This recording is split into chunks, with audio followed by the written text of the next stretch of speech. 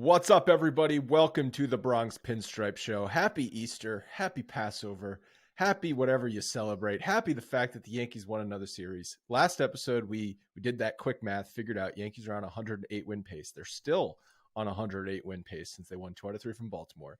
It's just a shame that the Rays are on a 162 win pace. Yeah, those guys look pretty damn good. They destroy. Who are they playing? The Oakland again? They've played well. So they have played bad competition. They've played Detroit. They played Washington and Oakland. 3 bottom feeder. That's a teams. nice little way to start the season. 3 really shitty teams. But they're demolishing. People. Yeah. They're plus 57 run differential through 9 games, which almost seems impossible to do even against bad teams. But this is not a Rays podcast. This is a Yankees podcast. Yeah, no, they're a good team. And they're going to hang around. We'll see how they get to better competition. But hey, another series win. That's all we're asking for. We just want series wins. And they did it again. I thought were some good stuff, really good stuff for this week. Baltimore, I've said this in the past, like if it's not this year, it's next year. It's they're very close. They're very close, and they have a ton of talent. And I was talking about this with a buddy of mine yesterday. Adley Rutschman is one of the most impressive young players I've ever seen. I mean, he's legitimately going to be a Hall of Famer. Like I'm stamping it right now. He's got that makeup, man. It's crazy to say something like that, but he's got that makeup of a Buster Posey type. Didn't the Orioles put Matt Wieters in the Hall of Fame after his rookie season too? No, he's different. Matt Wieters didn't look like a catcher ever. He had good offensive. This kid is fully well-rounded. Yeah. He's built like a truck. He just, the way that he handles himself, he looks the part. Everything about him says this kid's going to be a very, very, very good catcher for a long time. And a huge pain in the ass. The thing about the Orioles is they have a lot of young talent at the major league level right now, and their farm system is still ranked number 1 in baseball with all the talent in there. So it's like you combine those two things, and this year maybe they're fighting for a wild card spot.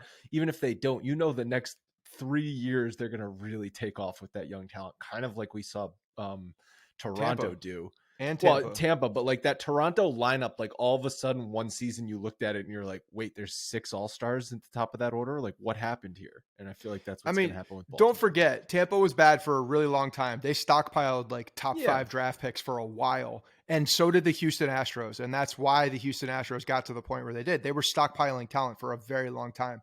The Tampa Bay did the same thing. And the Orioles have been bad for a long time. Not that long. Yeah, they've been bad for a long time. It's 5 years. They've still had high draft picks. They've not been. No, they've been stockpiling.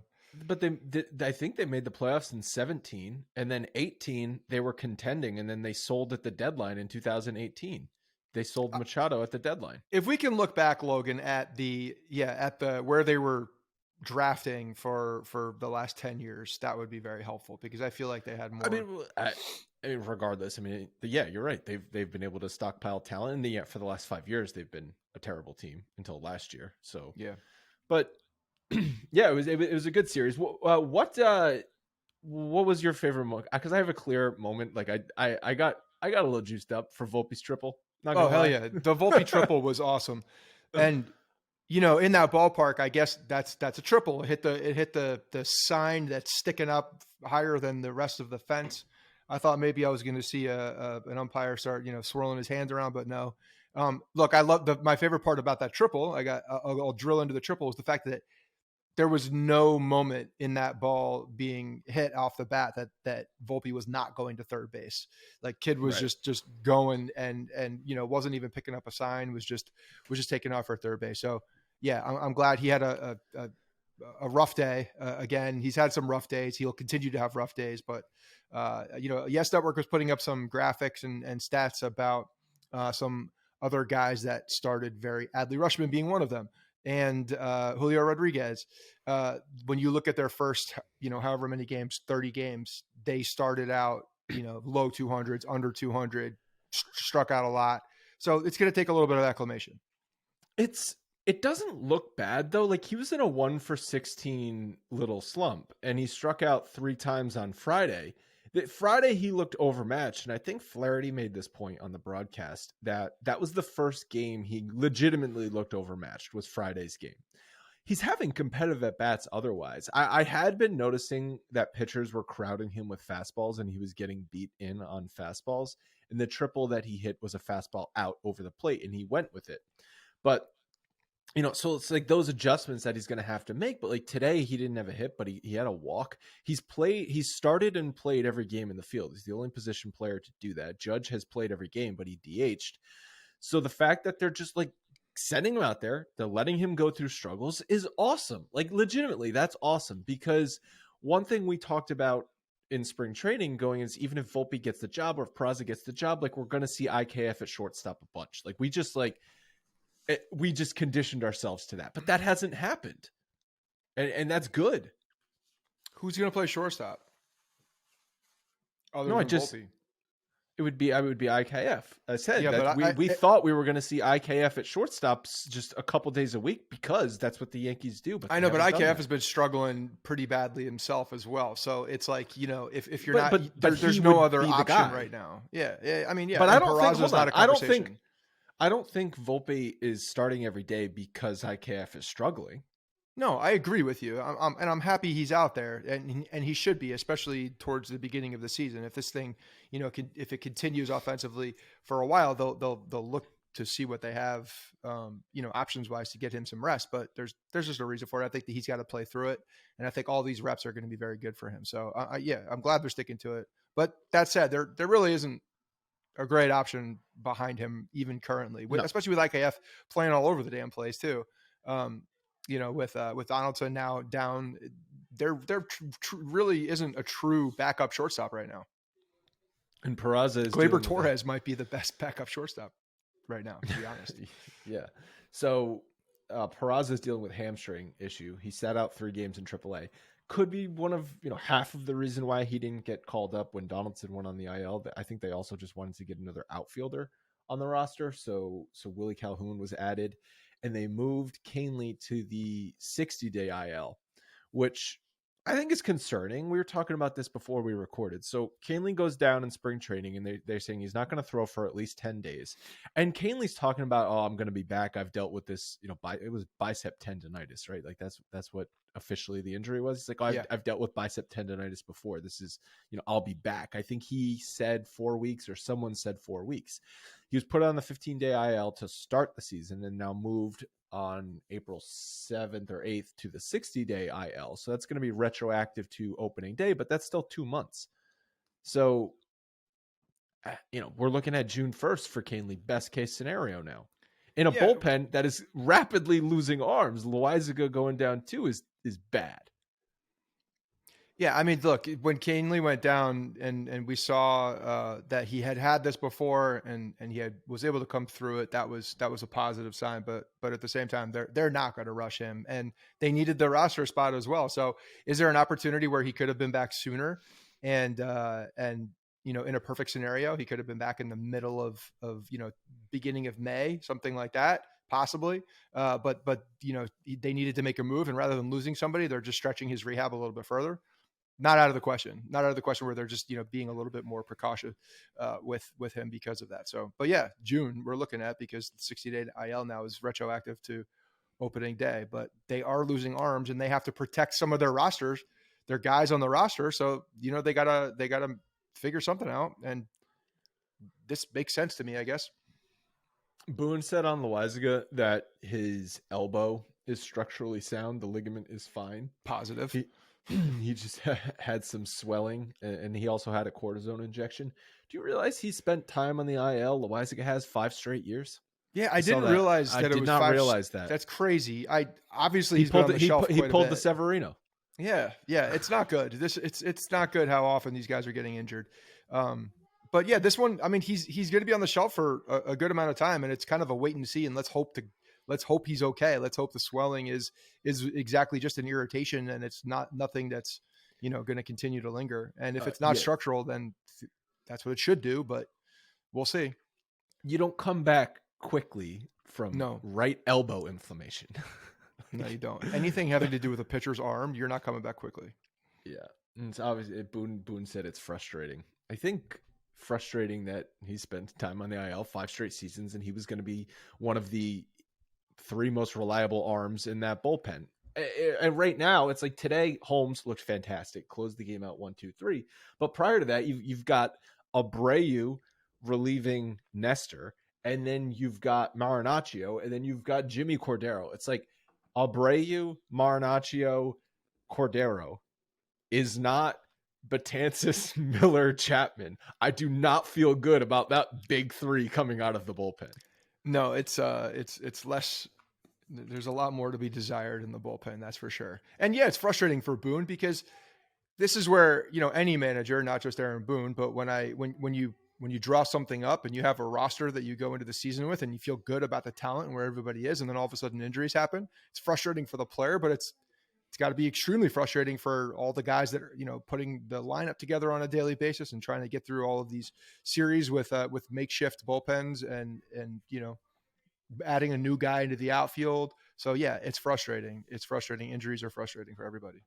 Let's close the loop on the injury updates. Severino is scheduled to throw a bullpen session on Monday, and Harrison Bader is expected to play in rehab games starting this week. He's been doing dry swings. Did you see someone tagged us in a tweet on Harrison Bader? He's literally taking swings in a pool. So let me. I'm trying to. I was trying to envision this, and I didn't go as far as like you search it on YouTube. But does that mean he's like waist? The waist is in the water and the swings are happening above. So like the hip rotation is in the water. I don't know what swinging a bat underwater would do for you. Yeah. We're not actually like our hands aren't in the water, right? Like we're not trying to bring our hands through the zone. I'd say it's water. waist. Okay. I think it's probably a waist deep situation. And then therefore just everything gets a little wet. But I don't know how that's beneficial to recovering from an oblique injury. A lot more tension on the hips, that flexor muscle. So maybe it's like just below the rib cage deep. Yeah. I think if your hips have some resistance, your torso is going to feel it. What temperature do you think the water is? Lukewarm, room temperature. Not hot tub. We're not talking about a hot tub. But it's not. No. It's not cold, right? Like it's probably 80 degrees. 80 I don't want cold, maybe? wet swings. Cold, wet swings sounds like a nightmare. 80 degrees. We're talking 80, like middle of August beach. No, I think it's middle probably of August beach off of Long Island. That's a pretty heated pool at that point. Room temperature, whatever that is. 72 degrees, I believe, is room temperature. I think that's a cold pool. Okay, well, maybe 80 degrees then. I feel like I want to see what this looks like. I do want to see what this looks like. Yeah, can we get a video on these wet swings? Because Scott and I have been joking about wet swings for years, and now we've got guys actually taking wet swings. We always joked about dry swings being not actual against like real pitching, like not in a game, not in a sim game, not in batting practice, just like stupid, just out in the backyard swinging a bat, right? Like my neighbor, he goes out in his yard and he just swings a golf club 6 times, then walks back inside. Well, maybe he has a sensor on his wrist because I do the same thing with a sensor on my wrist. Okay, so those are dry swings, though. They are dry swings, yeah. So then, wet swing I thought would be against some batting practice, minimum. You gotta have at least someone throwing you a ball. What if it's a wiffle ball? I mean, the ball's a ball. Okay. You think guys are hitting wiffle ball? You think Harrison Bader's going to be hitting a wiffle ball? No, I'm going back to the golf swing the analogy that you made there. No, I would assume that they're hitting real balls, or not, and then it's hence the dry. So in a wet swing, are you hitting balls in the pool?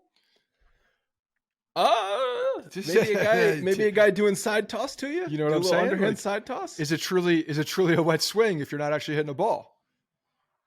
Well, there's literally wet swings, and then there's wet swings. Right. You just said the same thing. No, I mean one of them is literally you're wet, and then one of them is it's you're just facing a game. You're not, unless it's raining out. You're not getting wet swinging a bat against batting practice. What if there's a fire hose? It's been 3 minutes. I think we've been talking about this. Do you think we can get to 6? You think we can do 6 minutes? I mean, we definitely could. There's no doubt. I could think of many scenarios in which someone could swing a bat. But let's move forward. Donaldson, Donaldson on the IL is he's already Hammy. doing activities too. It seems like the 10 days that he's there is going to be exactly what it is.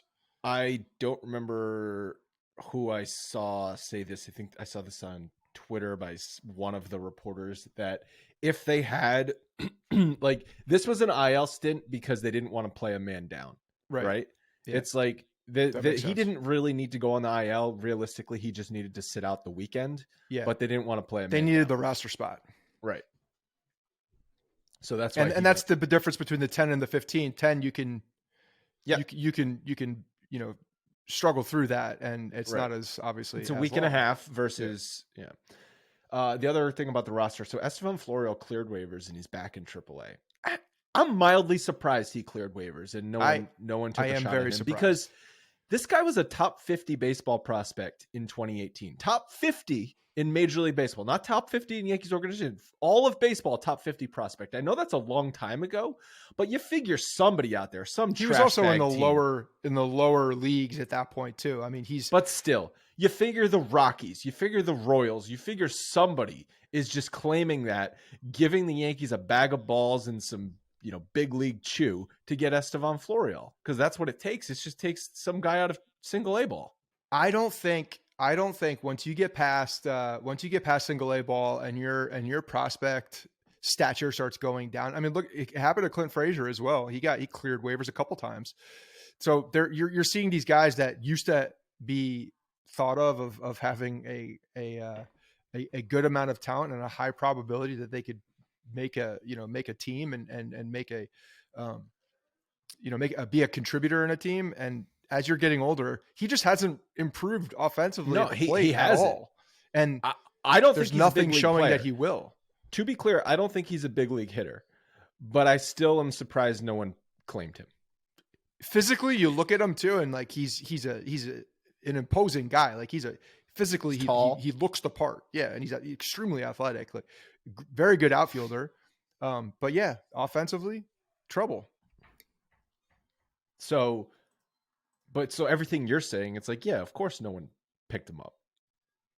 Yeah, it's just, no, I'm not saying of course. I was surprised myself, but I think that's kind of the nature of the game. Once you get past single A and your prospect status is not continuing to rise, and you've been meddling around the minor leagues for a while now, it's like they're on to the next one, because there are there's a new crop of young guys coming in every single year. And if you pass your prime and your position where you're thought of as a contributing player, then they just move on to the next one. They don't have time for you. Scouts don't want to put front office guys don't want to put their a roster spot on the line as well for a guy that they know has not done well in an organization that needed him, as opposed to a young guy. Do you guys remember if his name was ever thrown into some trade packages? Because I don't really remember his name even coming up in trade pack. Yeah, it was definitely was like there, but I don't remember like a Garrett Cole for Florida. Exactly. Like that's the prime example is Miguel Andujar, Clint Frazier for Garrett Cole after the 2018 season, right? Like the Yankees said no to that to Pittsburgh. And of course that's hindsight's 2020.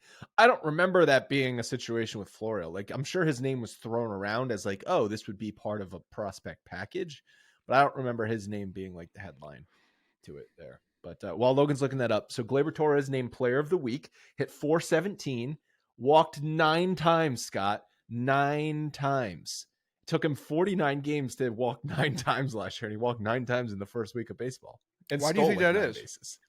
Why do you think he's is this off-season work for? No, I think they're accidental, because he's never going to be a guy that walks a lot. I think they're just accidental walks. Like honestly, he's been bouncing around the lineup. He's hit first, he's hit third, he's hit fourth, fifth, sixth. Like these are accidental walks.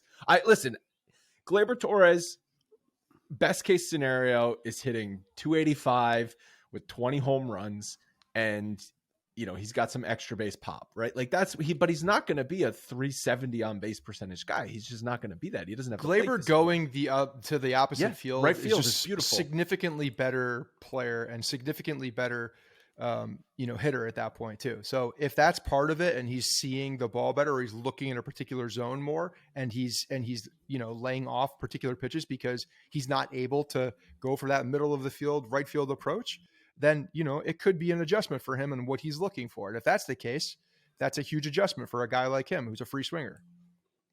So I got a good smiling. one for you. This okay. This made me laugh. So from July 25th, 2017, Athletics interested in Sonny Gray Estevan Florial swap. July 20th, 2017, and then so that was like a couple weeks before the actual trade. Right. So you're telling me that there was interest that instead of giving up that package that we know kind of was a package that led to nothing, but it was a big package at the time. It was, I think, all of those guys, Kaprelian, Fowler. Kaprelian just got lit up today. Mateo were all top 100, right? Well, they were all, I believe, top 10 in the Yankee system too. So I think Florial must have been in 27. Well, no, Clinton. He was really young.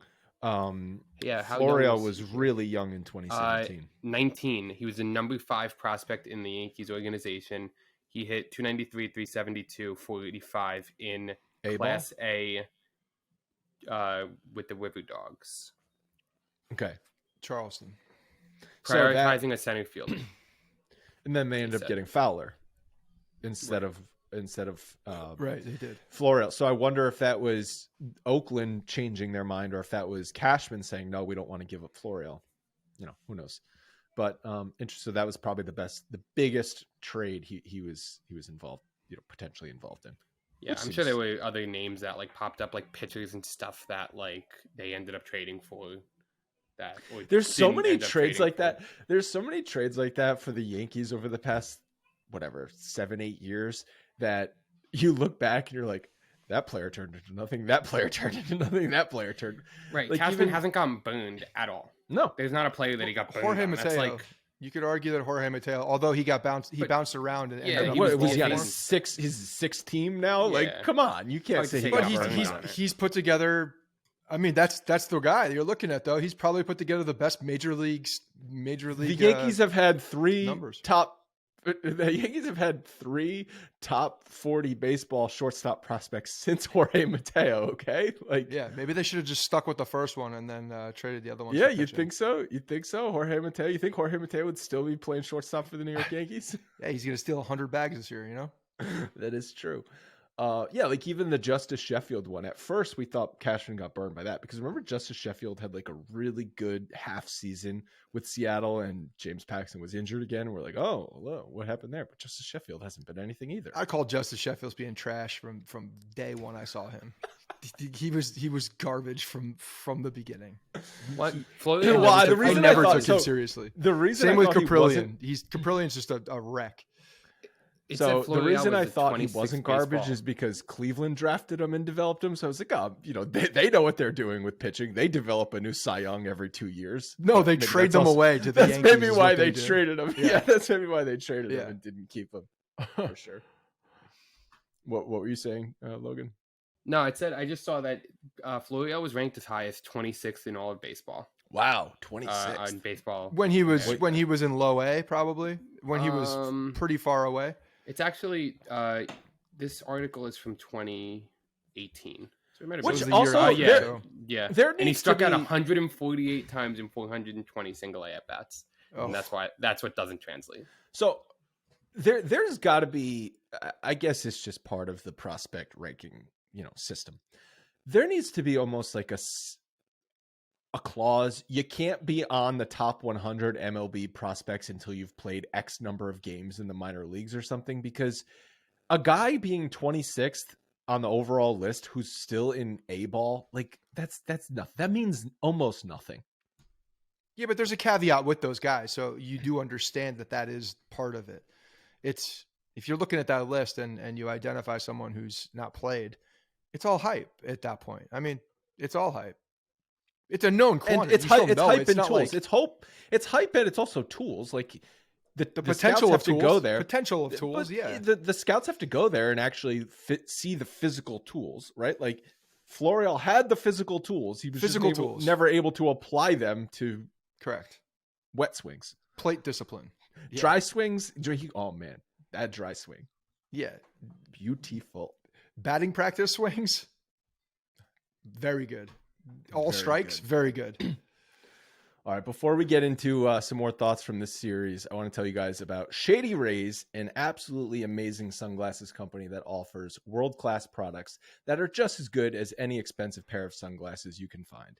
Scott has a pair. I have a pair. I wore mine this morning, actually. I was out in the yard. It was a nice day, Easter Sunday morning, nice and sunny outside. I was digging up some dead grass. That was fun. It's just really fun as Harrison was running around outside as I was trying to prevent him from going into the street, but I could still see him running into the street through my Shady Rays sunglasses. So you can see they were very clear optics with these sunglasses. Their frames are durable. Lenses have extremely clear optics, and they're perfect for outdoor activities like digging up and planting new grass or golf, beach, and baseball games. Everybody's lost and broken a pair of sunglasses in their day. I've told the story. I knocked mine into the freaking ocean one time. Brand new pair of expensive sunglasses. If you do that with Shady Rays, you don't have to worry about it. They're going to send you a new pair, no questions asked. If you buy it and you don't like the way it looks on your face, maybe your face looks fat in them, just send them back. They'll get you one that doesn't make your face look so fat. Shady Rays is giving their best deal to our listeners. Go to shadyrays.com and use promo code Bronx for 50% off 2 or more pairs of polarized sunglasses. Check them out. We know you're going to love them. We've got, it's Mother's Day coming around. I don't know, maybe buy your mom and yourself a pair of sunglasses, or Father's Day right after that. Buy yourself and your dad a pair of sunglasses, and you get 50% off code Bronx, shadyrays.com. Thank you to Shady Rays. Clarke Schmidt. Clarke. Not Why is he Clark. doing this? Why is he doing this? So this is not the way it's supposed to go. Okay? No, he got hit around pretty good on Friday afternoon, the home opener for Baltimore. So, they're going to be playing with a little extra juice. The crowd was fired up. So we talked about his cutter being developed this offseason and this spring to attack left-handed batters, because left-handed hitters have a career 926 OPS against Schmidt, which is awful. You cannot live as a starter in Major League Baseball if you can't get lefties out. And not only can't get lefties out, they're freaking blasting you. Okay, 926 OPS is not good. Schmidt has thrown 25 cutters so far this year. 2 starts, small sample size, caveat, yada, yada, yada. 25 cutters, 1 swing and miss. Average exit velocity on his cutter, 99 miles an hour. Average exit velocity so far on his sinker, 101 miles per hour. He's in the bottom 2% in Major League Baseball so far in hard hit percentage, and bottom 1% of average exit velocity. You can't get any worse as far as giving up hard hit balls than he has been. When you have an average exit velocity, this is not 101 miles per hour. Average. That is bad. That's bad. You're not fooling anybody. You're leaving balls in the middle of the plate. You're missing your location. They are barreling that thing up. So when I see this, we were, before we started this, we were looking through numbers and talking about the cutter and trying to scratch our heads and say why looking at different, the horizontal movement compared to some guys who throw a really good cutter. You don't see a ton of difference. The spin rate, you're seeing decent spin rate on these. So what's the biggest piece here? I'm using my eyes. It goes back to location. It's location. It's location. When I see the sinker is also getting smoked at 101 average exit velo, he ain't fooling anybody with any of these pitches, and he's leaving them over the plate. So when you're leaving them over the plate, the pitch is you're either starting it where it wasn't supposed to be started, or it's just not doing very much and it's staying over the plate and not doing the movement that you want it to. Either way, any of these balls over the plate is a bad thing.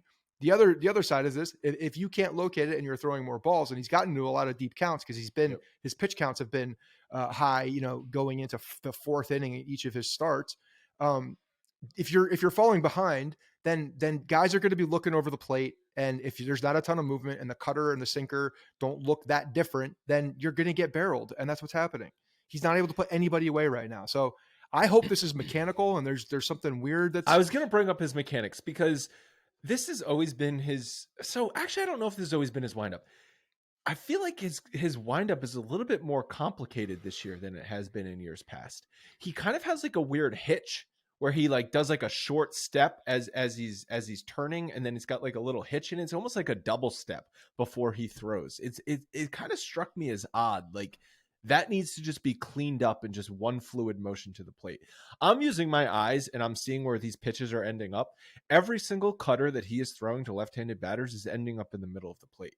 And you throw a 92 mile an hour cutter that's, even if it has good spin rate, if it's in the middle of the plate, that's gonna be easy for a left-handed hitter to hit. And on Friday, so Gleyber didn't help him in the second inning when he could have turned a double play and that scored a run. It would have just been one run in that inning. But then in the third inning, he starts the inning, walk double, sac fly double, and both doubles came to left-handed batters. And I know one of them was on a cutter left up in the middle of the plate, and I think the other one was on a cutter too. So it's just like, dude, you're not fooling anybody.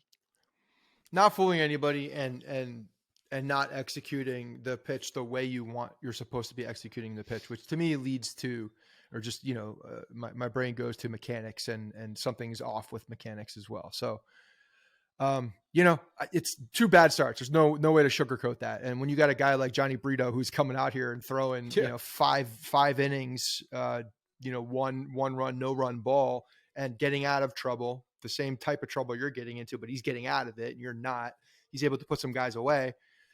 You're seeing, you got pressure. That's another key difference is that Brito, who was called back up for the injuries, pitched on Saturday. He was not sharp. Okay, he only threw 56 out of 92 pitches for strikes. Yeah. He had a lot of guys on base. Fastball command was bad. His changeup was the pitch that he could locate. Defense helped him out too. DJ made a nice play on Rushman. Cabrera fantastic play. Hold on. That was an amazing play. You lose zero defense when DJ LeMahieu is at any position. He is, what is he, 6'4", 6'5", fully stretched out. That was 7'10". Yeah. Cabrera stole a hit from Mountcastle in the outfield. Another great play. The difference is that Brito was able to get swings and misses, and Schmidt is not able to get swings and misses. There's even the deep counts that Schmidt goes into, foul ball. Yeah, he cannot get a swing and miss. No, and that's the whole point of the cutter. The whole point of the cutter was to we were going through this or produce weak contact. Either get swings and misses or produce weak contact. It is not doing either. But one thing I want to check this actually. Logan, you had all of his pitches up. You mentioned that he was not throwing another fastball. The cutter has become his fastball, or is he throwing it became his primary. Is he throwing a four-seamer? Is he not throwing a four-seamer at all? He didn't throw a four-seamer in the last game. Let me check for his first game as well. Because the reason I'm asking is because it doesn't look like when you're throwing a cutter, and the greatest pitcher, relief pitcher, Mariano Rivera had the four-seam, had a cutter, but rarely threw it, but it was a defective pitch because it was a similar arm slot, everything looked the same. Don't even bother different movement. I'm not comparing it to the player. That's the first guy I think of when I think of a cutter. I'm just thinking of having 2 different fastballs like that, one that doesn't cut and one that stays true to where you're trying to go. It's hard to work off of those if you don't have, the variation. And if your pitchers don't look that different and they're not moving in the way that they are, and there's like 3 variations of a fastball, it's a problem. So basically what he's doing is he's throwing, for the season so far, he's thrown 32% sweeper, so slider, 30% cutter. Are they calling it a sweeper or a slider? They are calling it a sweeper. God damn it. What's with the sweepers, the Shambinos, the freaking slurves? Like, what happened to fastball, curveball, slider, changeup? All right, so you're not going to like when I get to knuckle curve on this list, are you? I like a knuckle curve. I like a good knuckle curve. A knuckle curve is a knuckle curve. Give me a good Messina knuckle curve any day of the week, okay? No, he's basically sweeper, cutter, sinker, curveball, and he's throwing a changeup about 3.5% of the time. So sinker. So curveball, wasn't his curveball ranked number 1 in the Yankees? His curveball has been elite in the past. Yes. His spin rate on his curveball, I know, is why good. The hell is he not throwing it more? Yeah, and I don't know. There's something. But this has been a trend with Matt Blake, with pitchers under Matt Blake, is sinker. By the way, you don't throw unless you're Garrett Cole, who has obviously elite 4-seam fastball. You do not throw 4-seam fastballs. But a lot of these sinkers that he's getting guys to throw, they're hard sinkers. Jordan Montgomery. Sorry to interrupt you. Jordan Montgomery. Okay, he was sinker, curveball with Matt Blake and the Yankees. He goes to St. Louis, and all of a sudden he's throwing 4-seam fastballs. Yeah, up in the zone, and he's Sandy Koufax. Also with Clarke, I had this wrong before we started recording. So against righties, he's basically not throwing the cutter. He's basically strictly I didn't think so. I knew he wasn't throwing. He's the cutter basically sweeper, sinker with a little bit of curveball, and then he basically flips to cutter, curveball, sweeper. Basically ditches the sinker to right.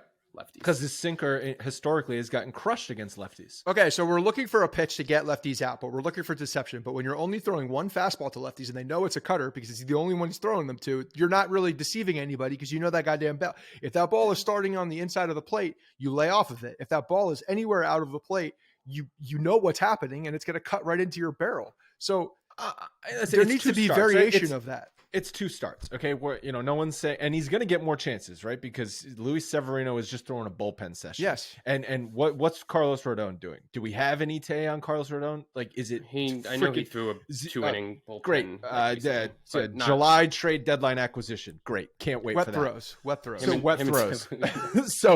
So he's going to get a lot more shots, Clarke Schmidt. Yes. It's only 2 starts, which he should. I want him to. This is like obviously I need him to come around for my prediction's sake. What we're looking at is not a major league starter. I mean, when you could say that about a lot of people, but the in two outings, no, he's not doing what he needs to do. Absolutely not. He's not getting the swings. But there's no flashes. I see the exit velocity off of those 2 pitches that are supposed to be pitches that are effective, and they are not effective, it's a problem, and it's worrisome. So yeah, whether it's fixing that, throwing a 4-seam fastball to go along with the cutter, which I would love to see because that shows some variation. And now if you see a fastball grip or you see a fastball slide as the batter, you're not sure if it's the 4-seam or it's the cutter, and it's giving you a little bit of doubt. So I'm very surprised that there's not some kind of a variation of the fastball beyond the cutter. Why not just throw the changeup more? He throws a changeup. That would effectively do it. Would do a similar thing, but again, they love you're able to recognize it. Yeah, a changeup. So I think. Okay, so a changeup is going to have similar action as a sinker. It's just obviously going to be slower. But normally a changeup is going to move down and away from a left-handed batter. It's more about the arm slot and what it looks like to the batter. But if he's not throwing a 2-seamer, if he's not throwing a 2-seamer or a 4-seamer to a left-handed batter, and all he's throwing is a cutter, I don't know how a changeup fits into. I guess because it's late movement. You're missing the point. The point is the arm slot and the grip looks the same from the batter. When it looks the same, it's coming in the same arm slot. If your mechanics are sound and it's you're not having any tells with that, and it looks the same, it doesn't matter if it breaks down and right or down and left. It doesn't matter. It's still the deception of that it looks like a fastball and it's not a fastball. So you have now an adjustment to be made as the batter with late movement. By the way, Jordan Montgomery, 2 starts for St. Louis, 2-0, 2.25 ERA. He's not giving up a home run, and he's striking out 9 per 9 innings. Good for him. Good for him. 4-seam fastball. Literally, yeah.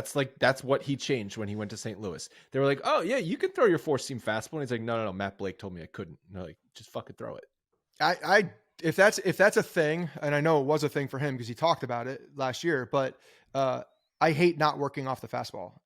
For guys that have, especially guys that have, a lot of pitches and variations of a fastball. If you're not throwing a 4-seam fastball to control the strike zone and to work off of it, I think that's an issue, and that's going to be a problem.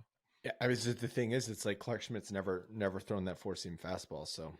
Even if it's not a 4-seam fastball, if it's a 2-seam, if it's one that you just need a variation of it. And if you're only throwing the cutter to the left-handed batter and you're not throwing the sinker, which is actually a variation of the fastball. You're very easy to read. You're telegraphing. Yes. 38.52 for the baked-in ad.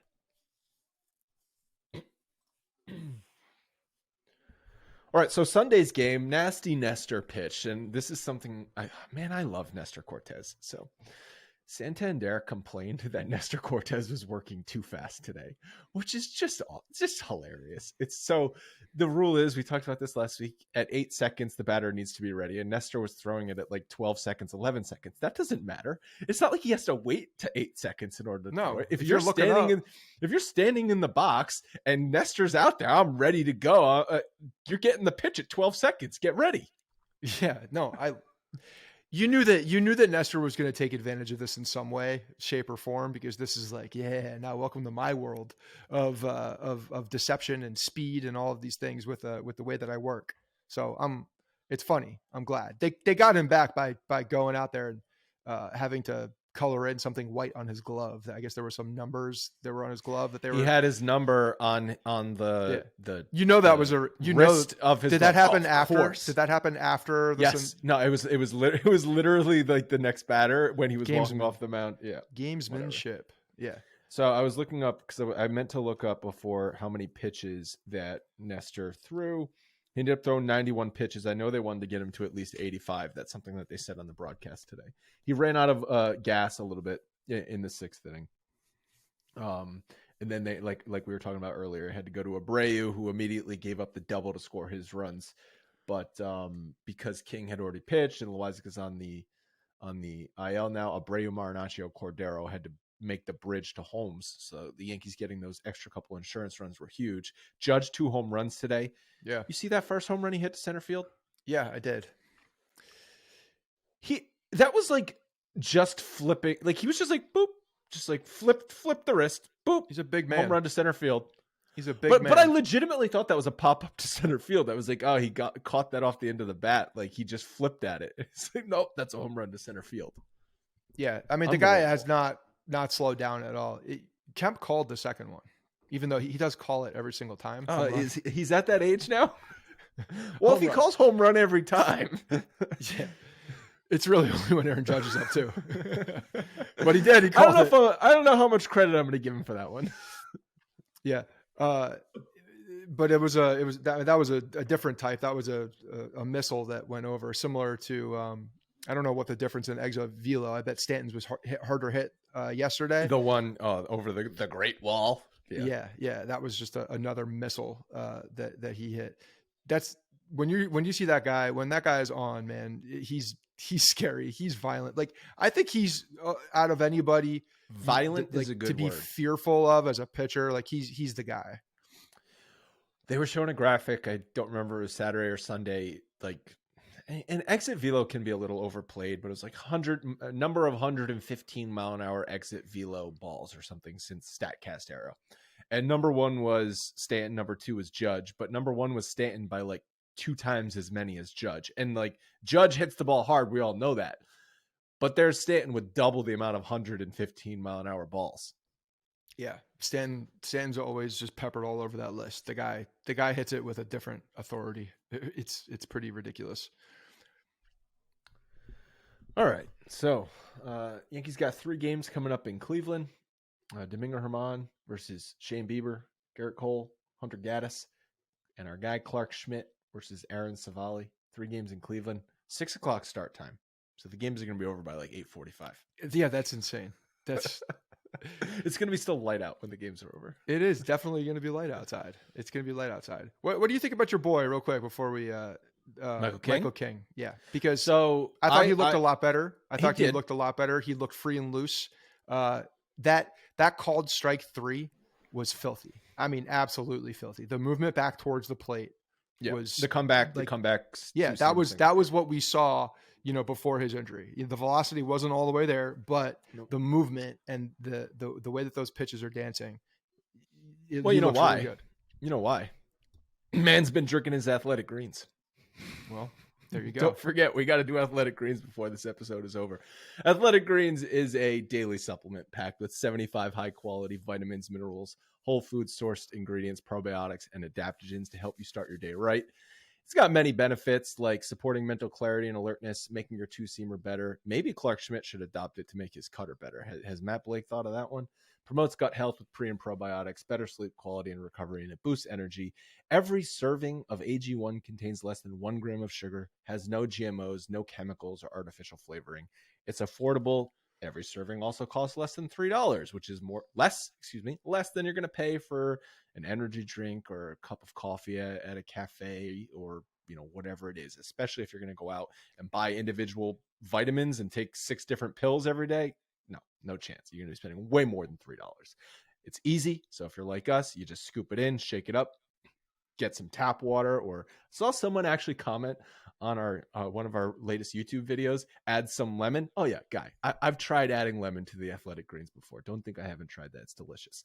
Athletic Greens has over 7,000 5-star reviews and is trusted by athletes and health experts around the world. Go to athleticgreens.com/pinstripes for a free 1-year supply of immune supporting vitamin D and 5 free travel packs. Thank you to AG1. Apparently, so I had noticed his velocity was down in yesterday's game too, and I texted the group. I was like, "Oh, his velocity's down, but like his movement is still there, and he's still getting guys out. So great." His velocity is down like 3+ miles an hour, but apparently Boone said this was similar velocity to he had last April, which is interesting because last April he was literally unhittable. I don't think he gave up a run in April last year. Yeah, so I mean I'm looking at the shape of the pitch and yeah, I think velocity is important.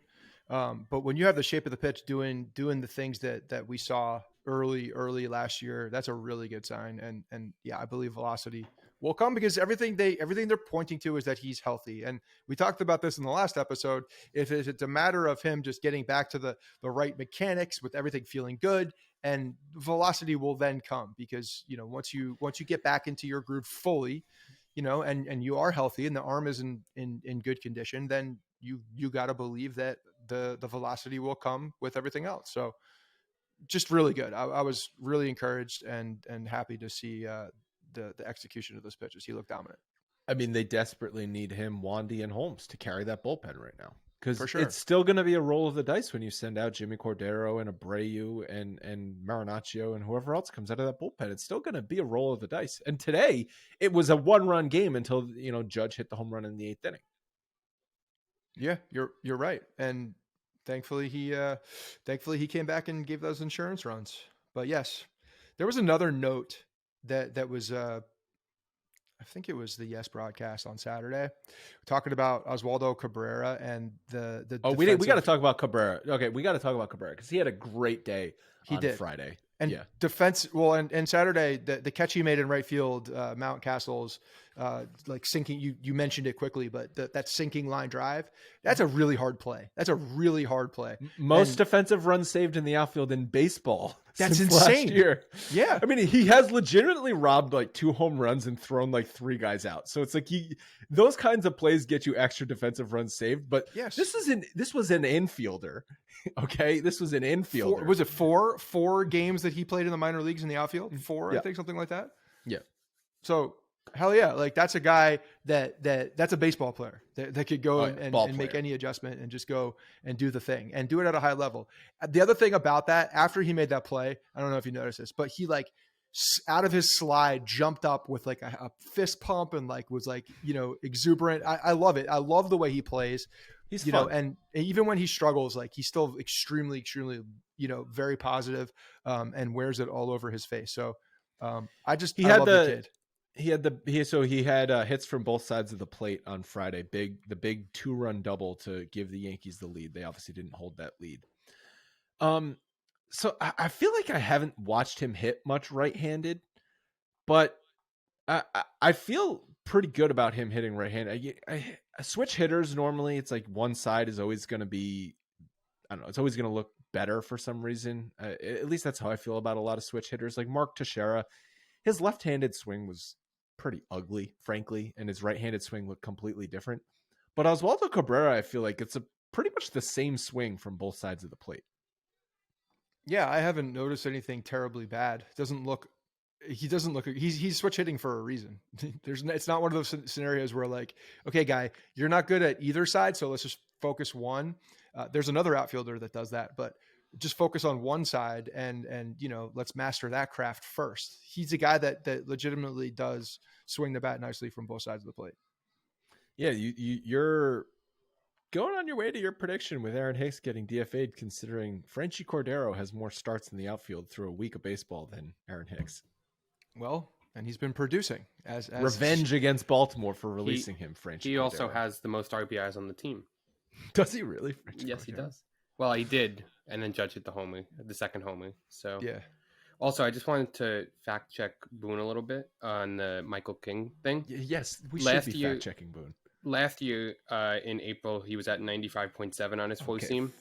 Wrong. Now he's at 93.8 on April. So it is close, but not the same. No, it's not close. 2 mile per hour. That's not close. That's not close. Okay, well, I guess I should say it like this. It did tick up as the season went on. Like okay, then his elbow exploded. Well, he was up to 97.4 in, and it was ridiculous. He was throwing in June and July. Throwing sinkers that were moving like fully across the plate at 97 miles an hour. It made no sense. And his sinker is 93.8 this year. Last year it was 94.8, so it's a mild down. Look, it makes a lot of sense that he's down in velocity after having the injury that he does. So there's nothing to me that's concerning about that. Again, shape of the pitch, execution of the pitch, still there, and the velocity will come as he gets just stronger and reps happen. So I'm not really concerned about that. He's still throwing mid-90s. Does that extra couple miles per hour, make it that much more effective? Sure, but maybe it doesn't need to be there. He's still getting the shape he needs from these pitches, the deception that he needs. So if it prevents his elbow exploding again, then sure, live 2 miles an hour lower than you were before. If that is the case, of course, live at I don't think that's with the that reason, movement. But yeah, we should make that a regular thing. Fact checking Aaron Boone, because I feel like there's a lot of stuff that he just says. There's a lot of lies. Well, in the words of the great George Costanza, it's not a lie if you believe it. That is true. He doesn't believe it though.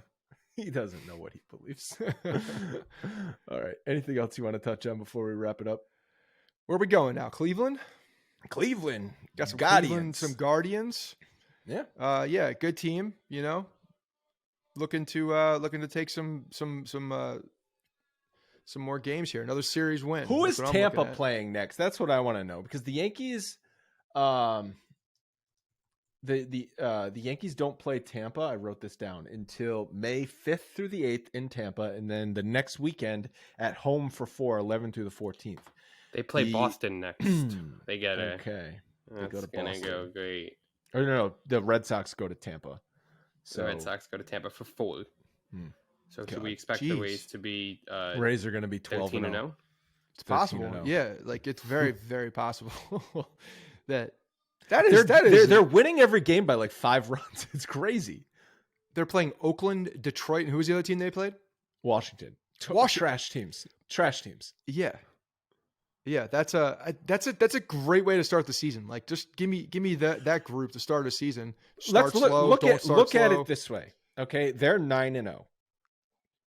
They're basically padding themselves to like 92 wins, because you go 500 from here on out and you're at 92 wins. You're at 91 wins. Yeah, it's a lot. This is not a small little streak to begin a season. As they say, the season isn't won or lost in April, but goddamn, are they putting themselves in a good position? And now they got 4 games with Boston that they're probably going to take 3 or 4, if not all 4. That's a healthy start. That's a healthy start. 13-0. And then, so if I'm keep going on their schedule. Who's after Boston? I'll pull it back up. And then I was going to say, it doesn't, I thought it was going to be, when does Bevan do the marathon? That's coming up, right? It's 2 weeks. It's next weekend. Yeah. Monday. Right. Yeah. So after the Red Sox, they get the Blue Jays. Okay. Well, in Toronto for 3 games. And then they play Cincinnati. Then they play the White Sox, and then they play the Astros to close out April. Okay. Well, they're going to feel good. They're going to have some confidence. We're really schedule watching with the Rays on April 9th. When you start 9-0, you can look at that. I'm not saying that anything's happening that's going to affect what the Yankees, because the Yankees are still winning ball games. They're still right there. Still good. Yeah, you're still feeling good about how the Yankees are... if you win 13 games in a row to start a season, that's a significant amount of wins, whether it comes in April or... You're already penciling them in for 13? The Red Sox suck. It's very possible. You go home, down and playing on the concrete. The Yankees play 7 against Minnesota in the next couple weeks. That's something, but like regular season Minnesota is different than postseason Minnesota. What do you mean regular season Minnesota is different? I still feel like the other shoe's coming at some point against Minnesota. Something bad's gonna happen. No, it's never. Did If you know, Scott, that and Logan, that the 1988 Baltimore Orioles started 0-21? That's not good. What's more impressive, if the Rays start 13-0 or losing 1988 21. Baltimore? That was when they were playing at Memorial Stadium. Losing 21 games in a row in baseball is almost impossible to do, because you just figure like one time a starter's going to go out and pitch decent. One time the other team's just going to be fucking hungover and not want to play. Like, it's like one time a ball's going to get lost in the sun and you're going to score a run. No, 21 games in a row, you just take L's. That's brutal to come back from. No, they didn't. Spoiler, they didn't come back. Yeah, they did not. They did not come back from that. I bet Larry Sheets was on that team. I don't know. Anyway, that's going to wrap it up for today's episode. We're finally done with the previews, by the way, everybody. Sunday was the Rays preview. I guess, fitting that they can't stop winning ball games. But if you guys... They were 3-0 when I talked to them. Thank you, everybody, for listening to those. They're also up on YouTube, so go check them out there. All of our episodes are up on YouTube. If you want to watch the show and whatever, like, subscribe, rate, review, blah blah blah. But what I was gonna say is, I think this was the longest stretch, Scott, we've done of an episode every single day in this podcast's 8+ year history. Yeah, it's a lot. It's a lot of podcasts that were done over the last 2 weeks. Quite significant. I'm gonna vote that we don't do the previews for every single league next year. But okay. Maybe we do. Maybe we just talk to a different team. That's fine. Somebody write that down so we remember next March 17th when we have to scramble to get all those previews together. That's it. Scott doesn't want to do them. No, I want to do different teams. Let's just, let's change up. That's what I'm saying. Let's change up the team each year. Therefore, in 5 years, we'll get to all of the teams, and every single team we would have talked to. Good idea. All right. Look for that coming March 2024. Kemp and Harrison will talk to all of the teams. We'll talk to you guys then.